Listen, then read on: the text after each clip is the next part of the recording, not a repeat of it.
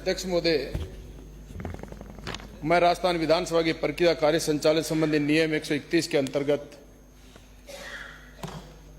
मेरे विधानसभा क्षेत्र सादुलपुर के सिद्धमुख कस्बे में स्वीकृत बाईपास आने वाली कृषि भूमि को मुआवजा प्राप्त करने हेतु नियम विरुद्ध आवासीय भूमि में परिवर्तन करने की जांच एसीबी से कराए जाने के हेतु माननीय मंत्री महोदय का ध्यान आकर्षित करता हूं। माननीय मंत्री जी। इस प्रकरण में भू आवप्ति की प्रारंभिक सूचना दिनांक 28/3/2023 को जारी की गई थी। तहसीलदार को अधिसूचना से पूर्व प्रारंभिक सूचना की जांच के लिए प्रकरण 22/12/2022 को प्राप्त हुआ था। तहसीलदार द्वारा 10 प्रकरणों में भू रूपांतरीकरण के लिए 29/11/2022 से 19/12/2022 तक ये प्राप्त आवेदनों पर दिनांक 16/12/2022 से 28/12/2022 तक आदेश जारी किए। जिला कलेक्टर चूरू द्वारा प्रकरण की जांच कराई गई है तथा तहसीलदार सिद्धमुख को कारण बताओ नोटिस जारी किया गया है। जिला कलेक्टर की रिपोर्ट ली जा रही है एवं दोषी पाए जाने पर तहसीलदार के विरुद्ध सख्त कार्रवाई की जाएगी। माननीय अध्यक्ष महोदय, सबसे पहले तो मैं आपका धन्यवाद करना चाहता हूं। ये ऐसा प्रकरण है माननीय अध्यक्ष महोदय, एक तहसीलदार महोदय ने सरकारी मुआवजे के लिए अपने चहेते लोगों को मात्र उनको हमारे एसडीएम साहब को 7/11/22 को भूमि अर्जन अधिनियम की प्रारंभिक अधिसूचना वास्ते प्रारूप तैयार करवाया 7/11/22 को, और माननीय एसडीएम साहब के पास 7/11/22 को पत्र प्राप्त हो गया। उनके माध्यम से 22/11/22 को तहसीलदार सिद्धमुख को इस भूमि अवाप्ति अधिनियम 2013 की धारा 11 के अंतर्गत प्रारंभिक अधिसूचना जारी कर दी गई। उसके बाद भी आपके जांच करने वाले अधिकारी एडीएम सुजानगढ़, एसडीएम राजगढ़ और पीडब्ल्यूडीआईएन द्वारा गोलमाल जांच करना, जब क्लियर तारीख लिखी है,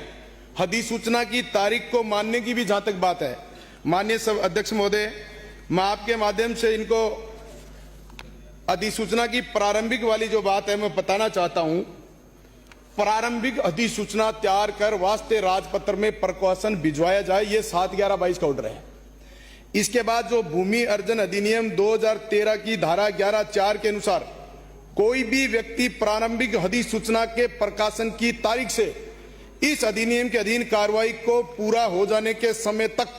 प्रारंभिक अधिसूचना में विनिर्दिष्ट भूमि का कोई संवार नहीं करेगा या कोई संवार नहीं करवाएगा अथवा ऐसी भूमि पर कोई विलंघन सर्जित नहीं करेगा।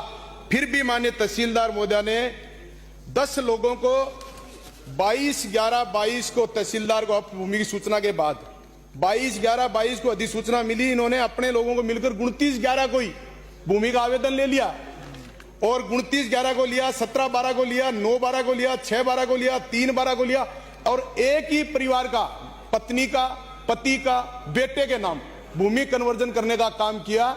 मैं माननीय अध्यक्ष महोदय, मंत्री महोदय से चाहता हूं इसकी जांच आप यहां से उच्च स्तरीय कमेटी गठित करके जिस तहसीलदार ने इतना बड़ा घोटाला करने का प्रयास किया उसके खिलाफ कार्रवाई करने की मंशा रखते हैं कि नहीं रखते। एक तो मेरा सवाल ये। दूसरा, माननीय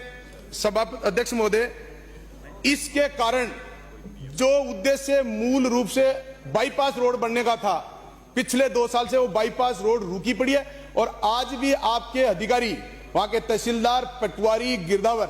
उस ठेकेदार फर्म को बेचारे की हालात खराब कर रखी, अभी तक निशानदेही नहीं दी है। मैं ये भी निवेदन करना चाहता हूं कि वो तुरंत प्रभाव से उस बाईपास रोड की जो नक्शा बना उसके अनुसार आप उनको निशानदेही देकर उस रोड का निर्माण कराने की मंशा रखते हैं। माननीय अध्यक्ष महोदय, माननीय सदस्य महोदय जो कह रहे हैं बिल्कुल सही बात है, क्योंकि इसमें ये भू रूपांतरण होने से आवासीय दर और कृषि भूमि की दर, अगर इनमें दोनों में अंतर देखा जाए तो इन 10 जो आवंटन किए गए हैं उसमें 1,86,92,284 रुपए का अंतर आता है और इसमें जो ये प्रकाशन हुआ जिला राजस्थान राजपत्र दिनांक 28/3/2023 को इसका प्रकाशन हुआ है। और इसमें जो भी दृष्टिगत आपने जो माननीय सदस्य महोदय ने बताया है उसको ध्यान में रख के, क्योंकि तहसीलदार जो हैं